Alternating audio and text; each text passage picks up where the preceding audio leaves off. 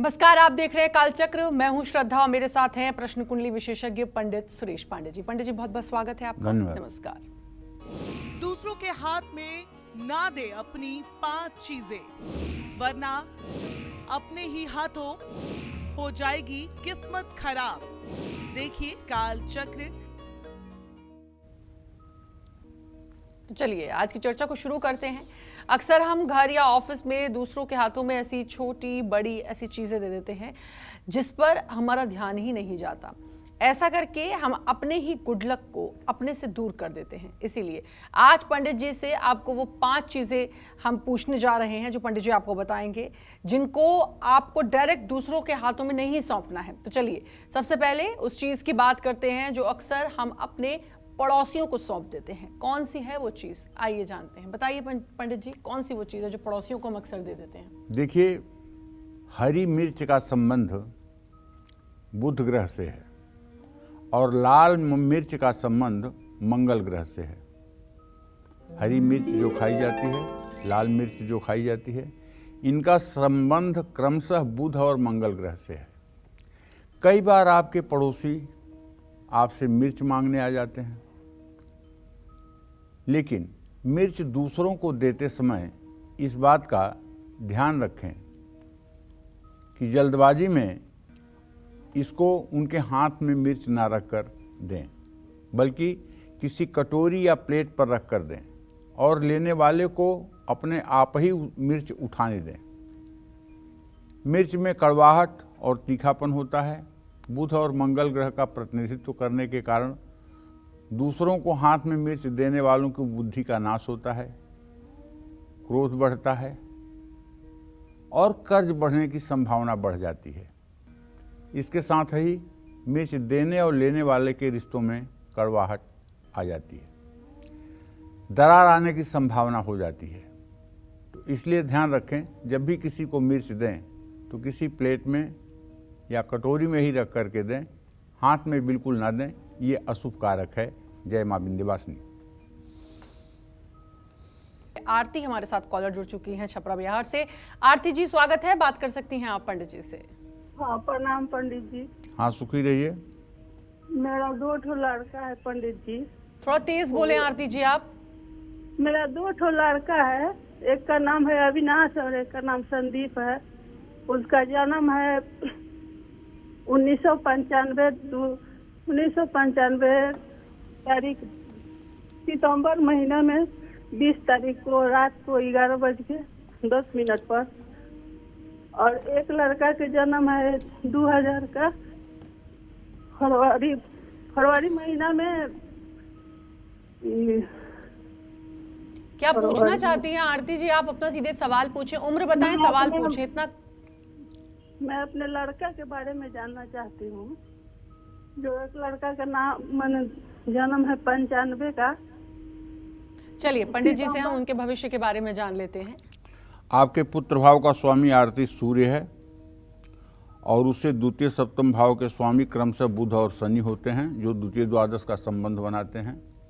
ये बड़े वाले बेटे का अभी आपके भाग्योदय नहीं हुआ है। इसका भविष्य भी ठीक नहीं है। इसका वर्तमान अभी ठीक नहीं चल रहा है। अभी काम धंधे में ये ठीक से नियोजित नहीं हो पा रहा है। इसको ज़रूरत है कि रोज़ दुर्गा चालीसा का पाठ करे, भगवती दुर्गा की पूजा उपासना करे, जिससे इसका आगे आने वाला समय अच्छा हो। और एक और कॉलर हमारे साथ जुड़ गए, उनसे भी बात करेंगे, लेकिन उससे पहले सभी कॉलर जिनसे अब हम बात करेंगे वो इस बात को समझ ले, इतना कंफ्यूजन आप लोग क्रिएट मत करा करिए। प्रश्न कुंडली के हिसाब से पंडित जी देखते हैं। हमेशा मैं जब पंडित जी का संबोधन करती हूँ तो भी कहती हूँ प्रश्न कुंडली विशेषज्ञ, आपको सिर्फ उम्र जिसके बारे में पूछ रहे हैं उससे अपना रिश्ता और नाम बताना है। आपको पंडित जी बता देंगे। आप डेट ऑफ बर्थ कुछ लोग भूल जाते हैं, कुछ लोग फिर उसी टाइम याद करने की कोशिश करते हैं और खुद कंफ्यूज हो जाते हैं, उनको नहीं पता। जैसे इससे पहले आरती जी ने किया, 2 बेटों के बारे में जानना है, कभी समय नहीं याद आ रहा है तो कभी साल याद नहीं आ रहा है। सीधे सीधे अपने बच्चों की या जिसके बारे में भी जानना चाहते हैं, आप कहें कि पंडित जी इतनी उम्र है, ये नाम है, बता दीजिए जो भी आपको पूछना है। अवधेश हमारे साथ जुड़ चुके हैं। अवधेश जी, स्वागत है, बात कर सकते हैं पंडित जी से। प्रणाम। थोड़ा तेज बोलें अवधेश जी।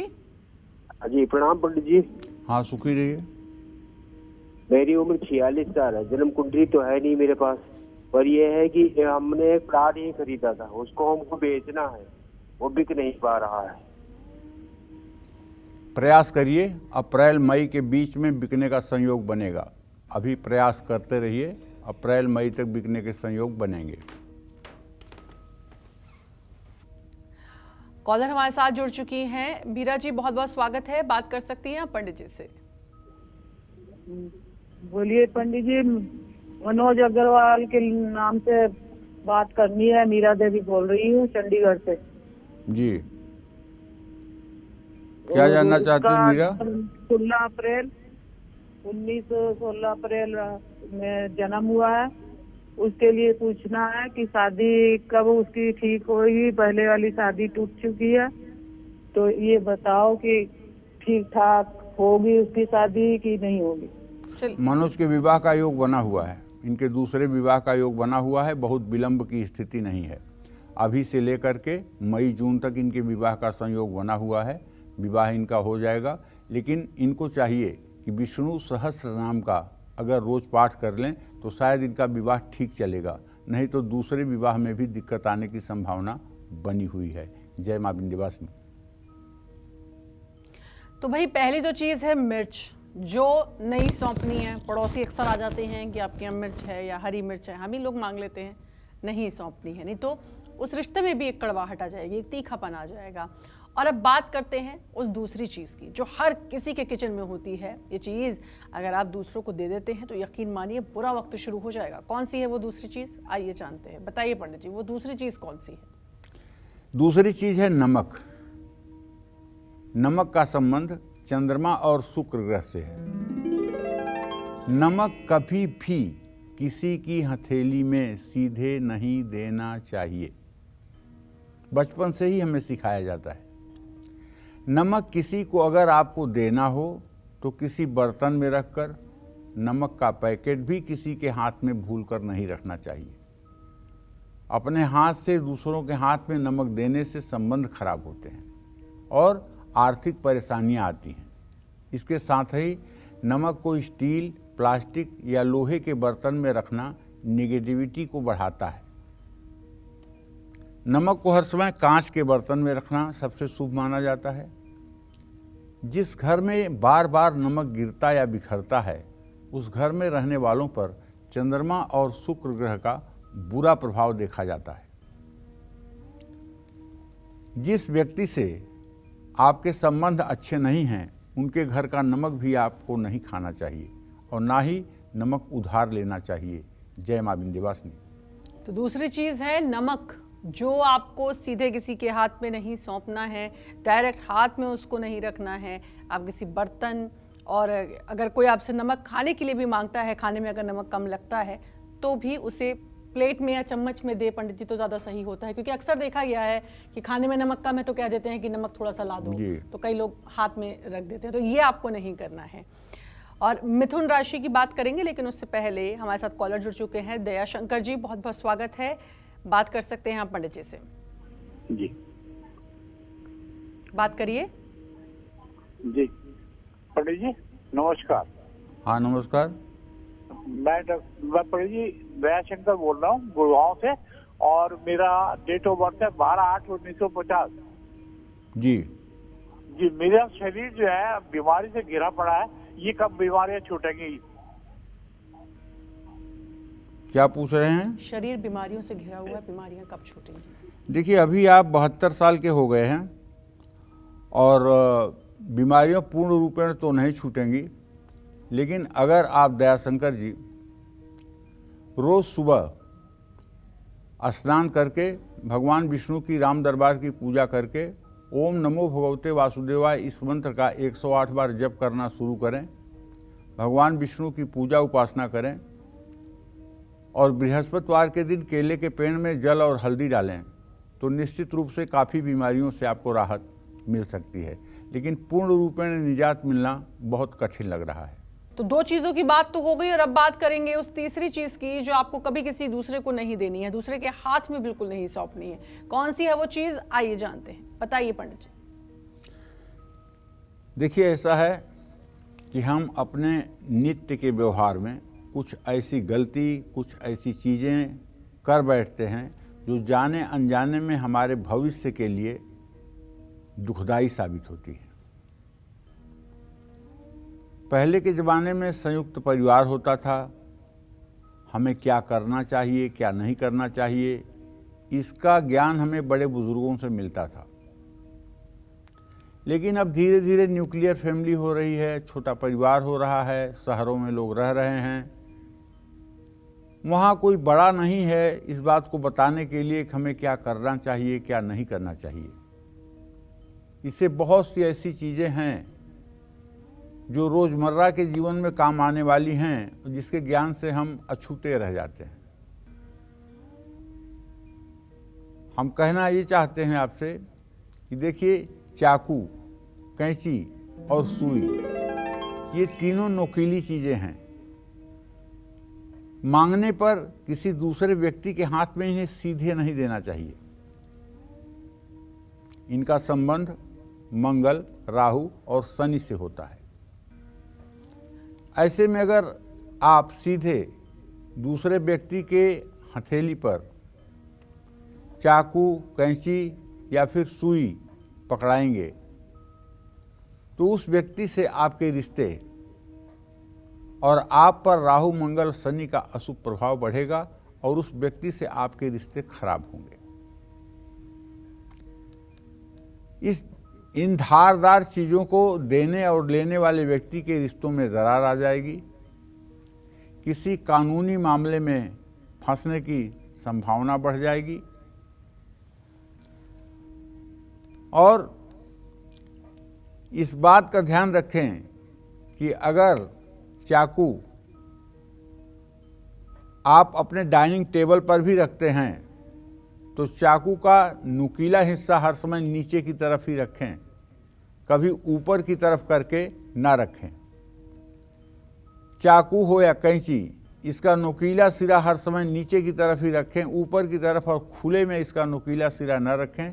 इससे नेगेटिविटी आती है और इससे घर में रहने वाले लोगों की बुद्धि भ्रमित होती है। जय मां विंध्यवासिनी। तो चाकू, कैंची, सुई, ये नुकीली जो चीजें होती हैं, ये भी नहीं देनी है किसी को। कॉलर जुड़ चुके हैं। सूर्या जी, स्वागत है, बात कर सकते हैं आप पंडित जी से। हाँ, पंडित जी प्रणाम। सुखी रहिए। मैं सूर्या बोल रही हूँ अहमदाबाद से जी। मेरा 2 लड़के हैं, 2 लड़के के बारे में पूछना चाहती हूँ। मेरा छोटा लड़का है, उसकी शादी दूसरी कब होगी? और पहले टूट चुकी है। और बड़ा लड़का है और छोटा लड़के की जन्म तारीख है 8/3/91 और बड़े लड़के की याद नहीं है, उसकी 26 साल उम्र है, 36 साल, 35 और 36। उसकी शादी हो गई है लेकिन चल नहीं रही है। देखिए, अभी आपके छोटे बेटे के विवाह में विलंब बना हुआ है। अभी ये विलंब 1 से 1.5 वर्ष का भी हो सकता है। घर का माहौल कुछ बहुत सही नहीं है, जिसके कारण न तो घर में खुशियां हैं, न तो रिश्ते हो पा रहे हैं और न ही घर का विकास हो पा रहा है। सूर्या जी, मैं आपसे कहना चाहूँगा कि आप एक राम दरबार का चित्र अपने घर के पूजा स्थान में लगाएं, रोज़ घी का दिया जलाएं, राम रक्षा स्तोत्र का सुबह शाम पाठ करें और नवग्रह स्तोत्र का सुबह शाम पाठ करें। आपके घर में बहुत नेगेटिविटी है, आपके घर में बहुत वास्तु दोष है, जिसके कारण आपके परिवार में रहने वाला कोई व्यक्ति खुश नहीं है, इसलिए रिश्ते भी नहीं हो रहे हैं। अगर आप नित्य नवग्रह स्तोत्र का पाठ करना शुरू कर दें और राम रक्षा स्तोत्र का पाठ करना शुरू कर दें तो बहुत जल्द ही आपके परिवार में खुशियां भी आएंगी और परिवार का माहौल भी खुशनुमा होगा। जय मां विंध्यवासिनी।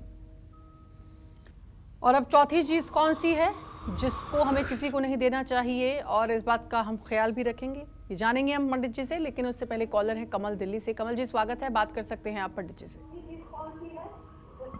हेलो। हाँ, बोलिए। हाँ, राम राम पंडित जी। कमल जी, थोड़ा सा तेज बोले आप। मेरी डेट ऑफ बर्थ है पंडित जी 23 जुलाई 1974, जी। सुबह के टाइम मैं अपने भविष्य के बारे में पूछना चाहता हूँ पंडित जी। चलिए मैं आपको बताता हूँ कमल जी। आपके प्रश्न लग्न का स्वामी बुध है, द्वितीय भाव का स्वामी चंद्रमा और सप्तम भाव का स्वामी बृहस्पति। चंद्रमा और बृहस्पति दोनों का षडाष्टक योग बन रहा है। न तो वर्तमान ठीक है न भविष्य अच्छा लग रहा है, दोनों ही समय आपका खराब बना हुआ है। ऐसे में आपको चाहिए कि किसी शिव मंदिर में जा कर के नित्य प्रातः काल ओम नमः शिवाय का 24 मिनट जप किया करें। भगवान शिव को जल दूध बेलपत्र चढ़ाएं, घी का दिया जलाएं। ऐसा उपाय करने से 1 वर्ष के बाद आपकी आर्थिक स्थिति भी ठीक हो जाएगी और आपका पारिवारिक वातावरण भी अच्छा हो जाएगा। जय मां विंध्यवासिनी। और अब बात करते हैं उस चौथी चीज की जो हम अक्सर ऑफिस, लाइब्रेरी या बैंक में दूसरों के हाथों में बिना सोचे समझे दे देते हैं, लेकिन हमें इसके नेगेटिव इफेक्ट्स के बारे में बिल्कुल नहीं पता है। कौन सी है वो चौथी चीज, आइए जानते हैं। बताएं पंडित जी, वो चौथी चीज कौन सी है? देखिए, किताबों का, धर्म ग्रंथों का जो संबंध है वो बृहस्पति से है। देवानाम च गुरुणाम च गुरुम कांचन सन्निभम बुद्धिभूतम त्रिलोकेशम तम नमामि बृहस्पतिम। नीति शास्त्र में कहा गया है, लेखनी पुस्तिका नारी पर हस्ते न दीयते। लेखनी माने कलम, पुस्तिका माने किताब, नारी माने अपनी पत्नी।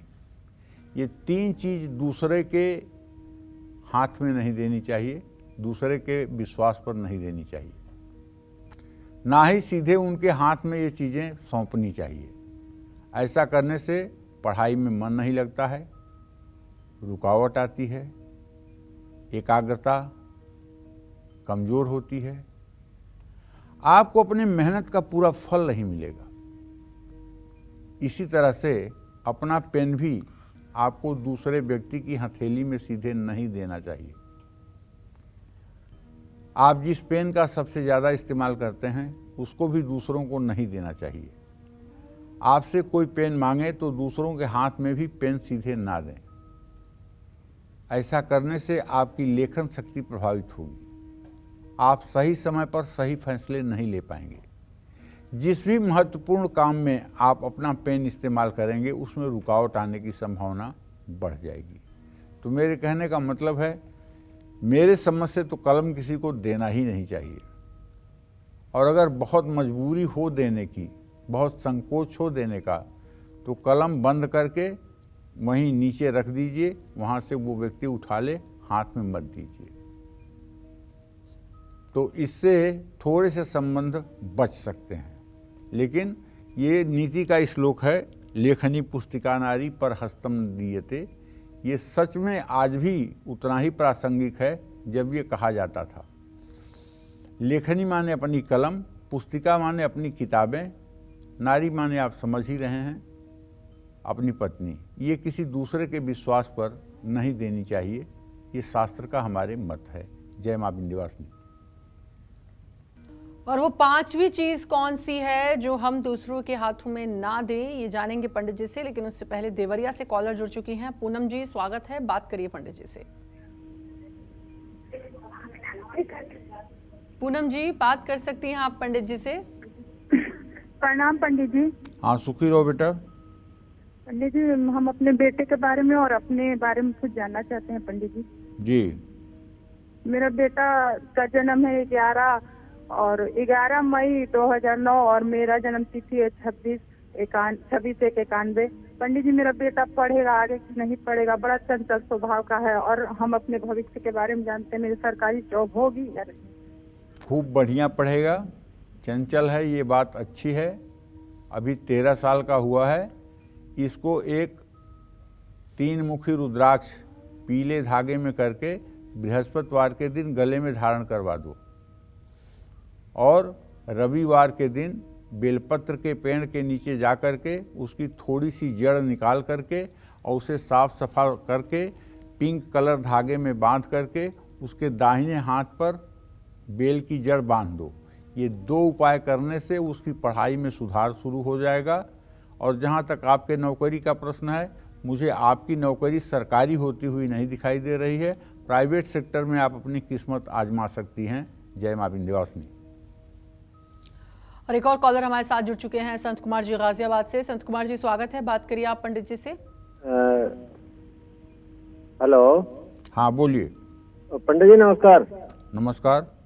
पंडित जी मैं अपने बेटे के बारे में पूछना चाहता हूँ। बेटे का डेट ऑफ बर्थ है 11 सितंबर 1998, जी सुबह 4:16। जी जी। इसने बीटेक किया मैकेनिकल से, तो इसकी नौकरी के बारे में पता करना था, कब तक लगेगी, सरकारी लगेगी या प्राइवेट? देखिए ऐसा है संत कुमार जी, आपके पुत्र भाव का स्वामी बुध है, उससे दसम भाव का स्वामी जीविका भाव का स्वामी बृहस्पति है। अभी अप्रैल 2023 तक तो कोई नौकरी लगती हुई नहीं दिखाई दे रही है। कैंपस सिलेक्शन भी इनका नहीं हुआ है और इन्हें नौकरी के लिए काफ़ी ठोकर खाने के बाद सफलता मिलेगी। अप्रैल 2023 के बाद 23 अप्रैल 2023 के बाद इनको नौकरी का योग बनेगा। पहले साधारण नौकरी मिलेगी, उस नौकरी को इन्हें कर लेना चाहिए, उसके बाद उत्तरोत्तर विकास होना शुरू हो जाएगा। जय मां विंध्यवासिनी। और अब बात करते हैं उस पांचवी चीज की जिसको हमें दूसरों के हाथ में बिल्कुल नहीं देना चाहिए, वरना कुंडली में बैठे शुभ ग्रह भी अशुभ असर डालेंगे। कौन सी है वो पांचवी चीज, आइए जानते हैं पंडित जी से। बताएं पंडित जी। वैसे तो सभी फूलों का संबंध शुक्र ग्रह से है, लेकिन अलग अलग फूलों का उनकी सुगंध और उनके रंग के आधार पर अलग अलग ग्रहों से संबंध माना जाता है। ऐसे में जब आप किसी दूसरे व्यक्ति के हाथ में फूल रख कर देते हैं तो न सिर्फ एक ग्रह बल्कि नवग्रहों का बुरा प्रभाव आप पर पड़ना शुरू हो जाता है। इसलिए कभी भी फूल किसी दूसरे व्यक्ति के हथेली पर सीधे नहीं देना चाहिए। देना है तो किसी बर्तन में रखकर फूल दें। मान्यता है कि जो फूल किसी ने आपको हाथ में पकड़ाया हो उससे देवी देवताओं की पूजा नहीं की जानी चाहिए। पूजा के फूल सीधे जमीन पर भी नहीं रखे जाने चाहिए। इन सब चीज़ों का ध्यान रखना चाहिए। अब आप सोच रहे होंगे कि ये तो ऐसा कह रहे हैं कि फूल को हाथ में देना चाहिए और गुलाब का फूल तो हाथ से हाथ में ही दिया जाता है, तभी प्रेम का इजहार होता है। ये कैसी विडंबना है। तो ये पश्चिमी संस्कृति है, ये हमारी संस्कृति नहीं है, ये पश्चिमी संस्कृति है फूल हाथ में देने की। और हमारे यहाँ तो सीधे सीधे 8 प्रकार के विवाह मनुस्मृति में बताया गया है, जिसमें गंधर्व विवाह जो है उसमें जयमाल डाल देने मात्र से विवाह हो जाता है। ब्रह्म विवाह जो हम लोगों का विवाह प्रचलित है, ये ब्रह्म विवाह है। इसके बाद में गंधर्व विवाह होता है, यक्ष विवाह होता है, पिशाच विवाह होता है, चांडाल विवाह होता है, प्रेत विवाह होता है। इस तरह के 8 विवाह मनुस्मृति में बताए गए हैं, जिसमें गंधर्व विवाह अंगूठी पहना करके और जयमाल डाल करके ही विवाह की पूर्णता हो जाती है और उसमें सिंदूर दान वगैरह करने की प्रक्रिया बाकी नहीं रह जाती है, केवल जयमाल डालने से ही विवाह हो जाता है। तो कहने का आशय ये है कि हमारी संस्कृति, हमारी सभ्यता बहुत पुरानी है, सनातन सभ्यता सदा सर्वदा की रही है। तो हमें इस बात को ध्यान में नहीं देना चाहिए कि हाथ में फूल नहीं देंगे तो प्यार नहीं होगा। हाथ में फूल बिना दिए भी प्यार होगा। जय मां विंध्यवासिनी। आज से घर की छत पर जरूर करें गौर, क्योंकि आपकी छत से जुड़ी है आपकी किस्मत। कैसे, आइए जानते हैं पंडित जी से। बताएं पंडित जी।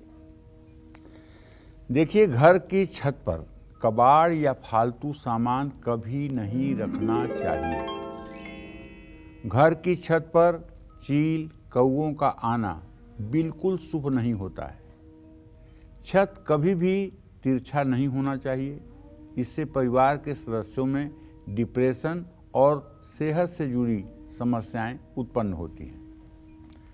घर में कांटेदार और दूध निकलने वाले पौधे नहीं लगाने चाहिए, इससे परिवार में नकारात्मकता आती है। अपनी छत पर लोग अक्सर कपड़े, अनाज या गद्दे धोते हैं, ऐसा करने से रिश्ते खराब होते हैं। झाड़ू को घर की छत पर या घर के बाहर कभी नहीं रखना चाहिए, ऐसा करने से घर में हमेशा नुकसान होता है। अपने घर की छत को महीने में 1 बार पानी से जरूर धोएं, इससे परिवार पर सकारात्मक असर पड़ेगा। जय मां विंध्यवासिनी।